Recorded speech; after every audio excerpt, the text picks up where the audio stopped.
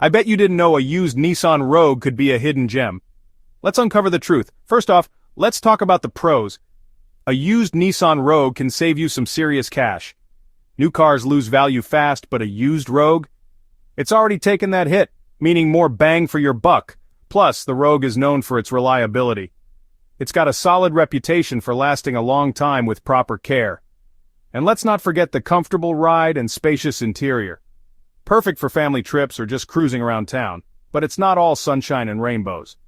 There are some cons to consider. Like any used car, there's the risk of hidden issues. Always get a vehicle history report, and if you can, have a mechanic check it out. Also, the Rogue's fuel economy isn't the best in its class. If you're driving a lot, those gas costs can add up. And while it's spacious, it's not the most powerful SUV out there. If you need strong performance, you might want to look elsewhere. So, should you buy a used Nissan Rogue? The answer depends on what you prioritize.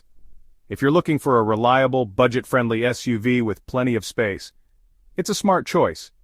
But if you need top fuel efficiency or high performance, you might want to keep shopping. Whatever you decide, do your homework and make sure you're getting a good deal. Happy car hunting!